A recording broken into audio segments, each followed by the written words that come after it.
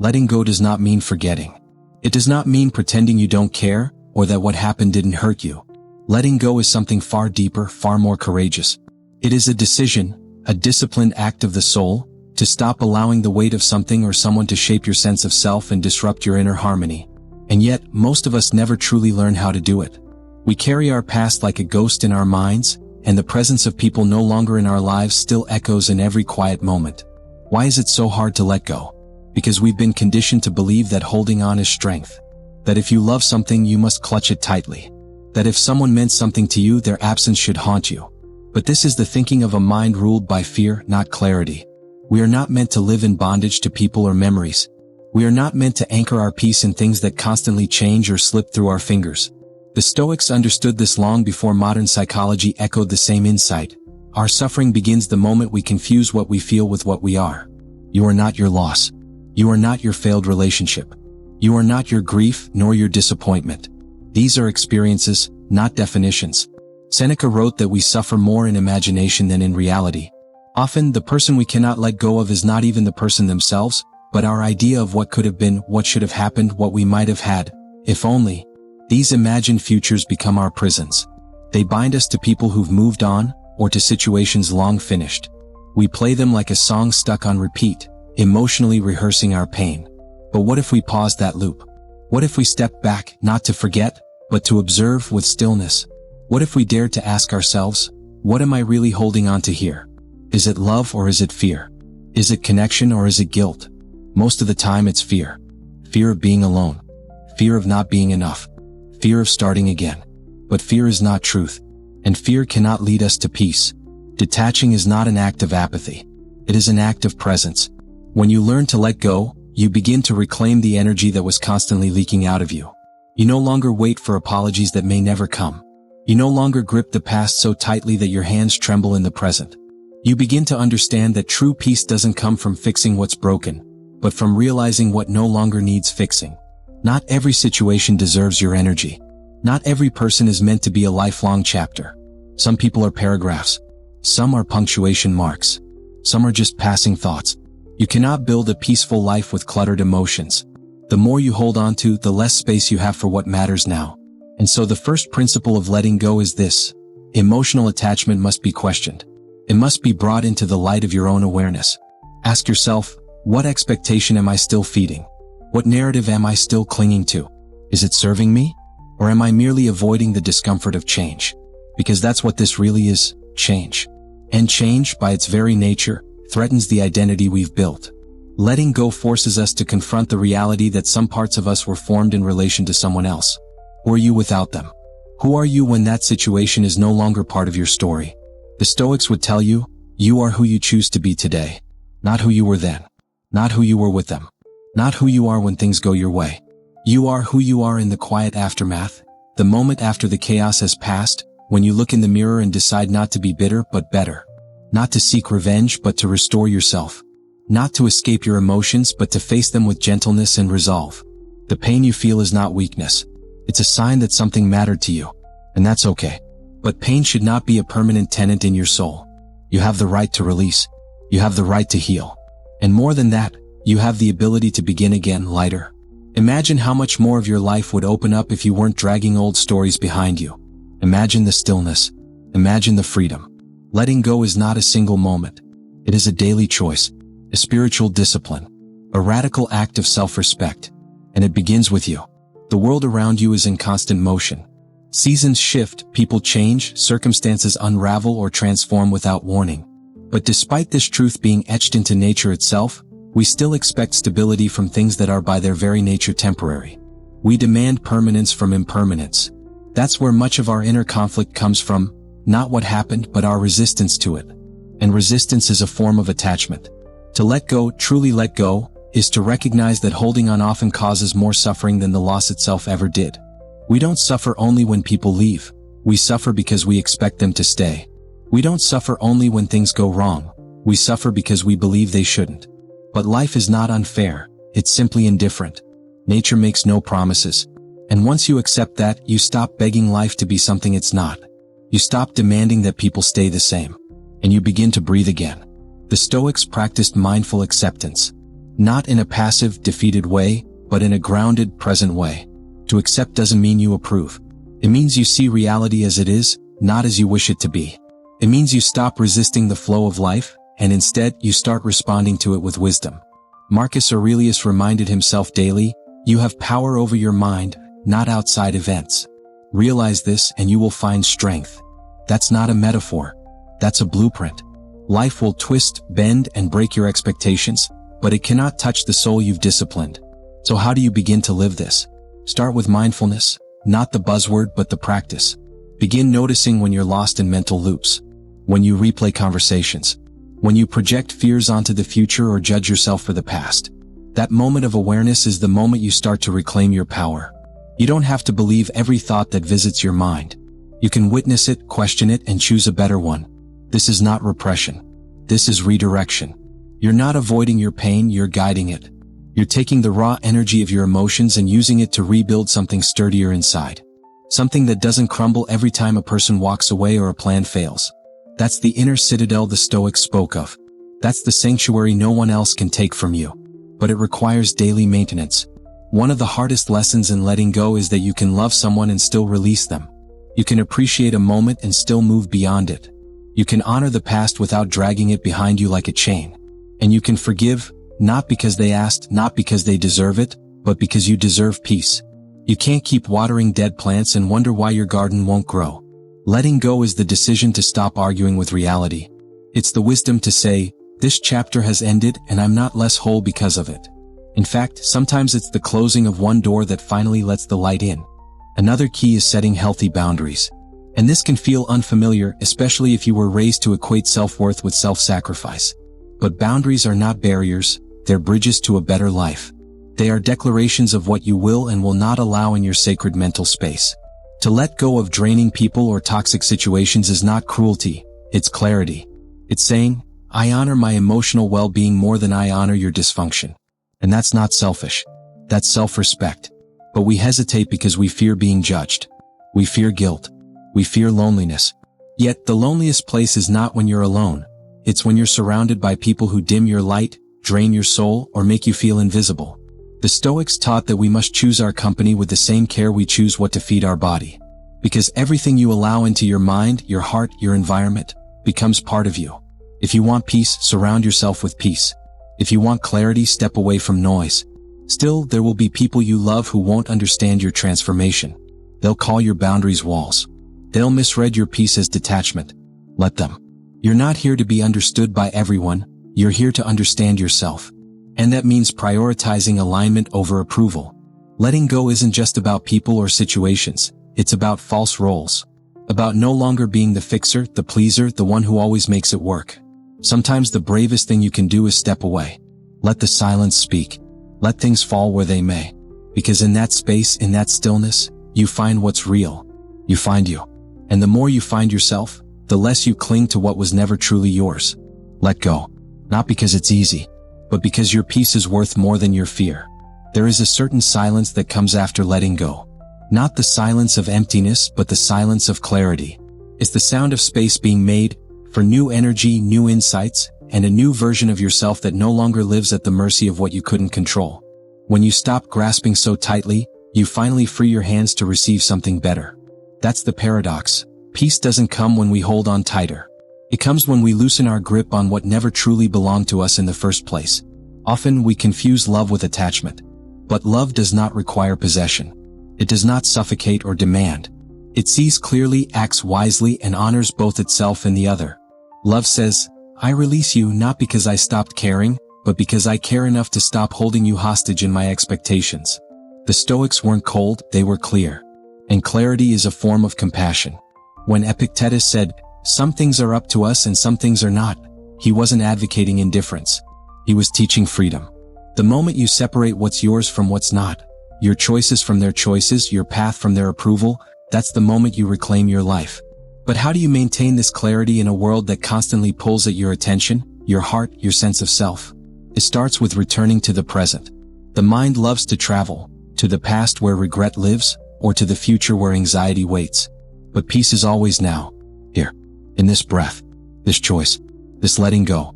Mindfulness is not about escaping the world, It's about fully inhabiting it.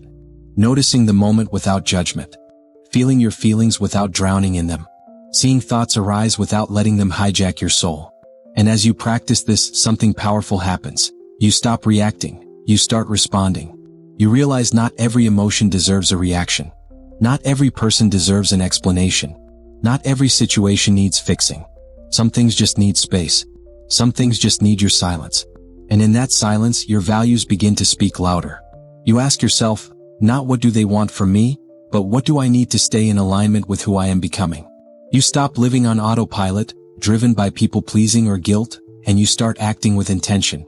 That is the essence of freedom, the ability to act in accordance with your truth, regardless of how others interpret it. This clarity extends to your conversations. Many of us stay in shallow, unspoken conflict with others. We avoid hard truths. We suppress our needs. We tolerate discomfort because we fear confrontation more than we value authenticity.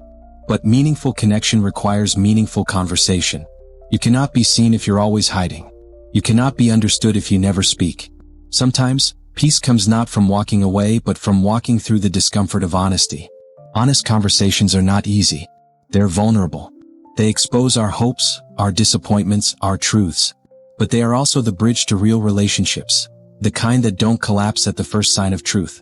When you have the courage to speak your truth with compassion, you create space for trust. And where trust lives, peace follows. Letting go, then, is not always about removing people from your life. It's about removing the masks you wear around them, the roles you've outgrown, the stories you've told yourself about what you must be to be loved.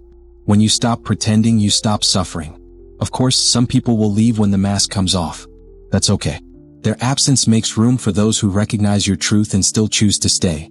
Alongside emotional honesty, we must also tend to the body. Because the body is not separate from the mind, it is the ground in which your emotions take root. Neglect your body and your clarity becomes clouded. Your resilience weakens. Your nervous system becomes more reactive, more fragile. That's why prioritizing your physical well-being is an act of inner peace. Nourish your body and you're not just preventing disease, you're preparing the soil for growth. Move your body daily. Breathe with intention. Sleep is a sacred ritual. These are not luxuries, they are foundations. And they speak a powerful truth. You cannot show up fully for life if you're constantly running on empty. This connection between body and mind is what gives your peace depth. It's not a fleeting feeling. It's a state rooted in practices, rituals, that reinforce your values. Meditation, journaling, walking in nature. These aren't escapes from life. They are how you return to life. And as you return again and again to presence, to self-awareness, to your core values, you begin to feel lighter. Not because life became easier, but because you stopped carrying the weight of what you could never control. You stopped waiting for closure that would never come. You stopped needing apologies that may never arrive. You stopped believing you had to fix what others broke. And in that sacred decision, you found something extraordinary, not the absence of pain, but the presence of peace. Because real peace isn't found in perfection. It's found in presence, in boundaries, in honesty, in breath. Let go, not to run from pain, but to return to your truth. And when you do, you'll see, peace was never outside you. It was buried beneath everything you thought you had to hold. To let go is not to erase. It is to reframe. It's not about forgetting the past or pretending it didn't hurt. It's about honoring the lessons without dragging the weight. Because the burden is not in the memory, it's in the story you attach to it. When you change the meaning, you change the feeling. When you change the feeling, you liberate the self. Many people are afraid to let go because they confuse release with rejection. They believe that stepping away means betrayal. But the truth is, sometimes holding on is what betrays you. You betray your peace, your values, your future, all for the comfort of something that no longer fits the person you are becoming. You must remember this: closure is not something you wait for. It is something you create. You don't need permission to move on. You don't need someone's understanding to validate your healing. You are allowed to outgrow dynamics that no longer reflect your truth. You are allowed to choose peace over chaos, even if others don't agree with your decision. This is where healthy boundaries come in. The Stoics taught us that the wise person knows where they end and where others begin. Boundaries are not walls, they are clarity. They are the lines that separate what you will carry from what you will not. They say, I love you and I also love myself. They say, I care but not at the expense of my sanity. And sometimes they say nothing at all, just action. Quiet, firm, self-respecting action. You don't have to announce your peace. You just have to live it. And yet, even with boundaries, there will be grief. Letting go of people, of stories, of identities is a grieving process. You mourn the version of yourself who tolerated too much, who waited too long, who gave too deeply in places that never gave back. And when that grief arrives, do not rush it. Do not shame it. Let it move through you like rain through soil. It may sting, but it will nourish something in you, something stronger, more discerning, more rooted. It is in this grief that transformation begins. Because now, instead of being pulled by impulse, you are led by intention. Instead of seeking chaos for validation, you seek stillness for truth. Instead of reacting to every storm, you become the calm in the center of it. And in this calm, you begin to notice the noise, the kind you didn't realize was draining you. The digital noise, the constant scrolling, the performative lives displayed through filtered screens, the comparison trap that whispers you are not enough, that if you had more likes, more followers, more praise, you'd finally feel worthy. But this is a lie wrapped in pixels, a slow erosion of your soul in the name of connection. To reclaim peace, you must reclaim attention, because attention is energy, and where your attention goes, your life follows. That's why a digital detox is not just a modern luxury, it is a spiritual necessity. It is the decision to step away from the algorithm and step back into your aliveness. It is the return to your breath, your presence, your quiet wisdom. It is the choice to consume less and feel more. Disconnecting from the noise allows you to reconnect with what matters. Your values, your loved ones, your stillness. And in that stillness, something sacred arises, discernment. The ability to know who you are, what you need, and what you will no longer tolerate. The world wants to sell you endless distractions. Stoicism reminds you that focus is power. Let go of the impulse to check every notification. Let go of the illusion that your worth is measured by views or validation. Let go of the belief that being busy equals being important. And in the space left behind, build something sacred. Silence, purpose, depth. This is how peace grows, not in grand gestures but in small decisions. The decision to close the app and open your journal. The decision to leave the conversation that drains you. The decision to rise early and walk without noise.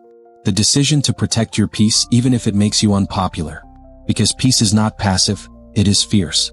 It says, I will no longer betray myself to keep the peace outside.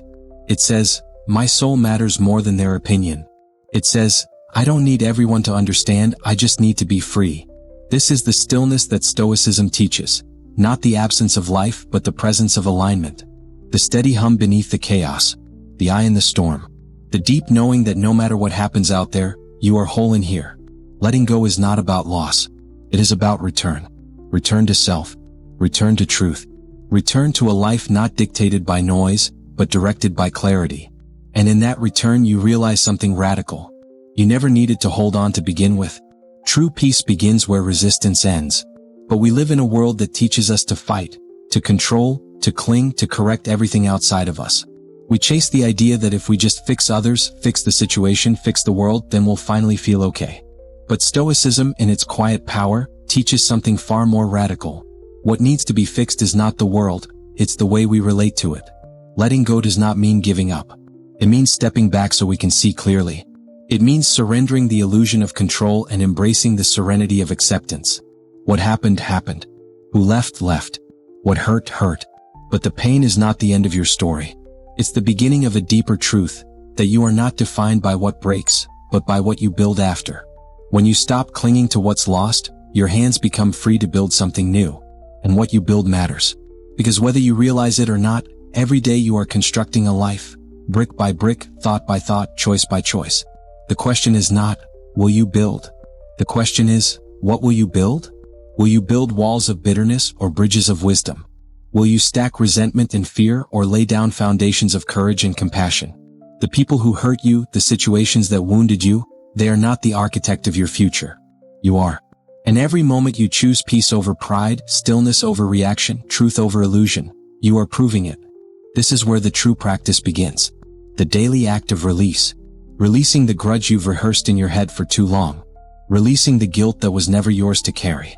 Releasing the idea that you need to be understood by everyone to live freely. You don't. Freedom is not when everyone agrees with you. Freedom is when their agreement no longer defines you. Letting go then is not an event.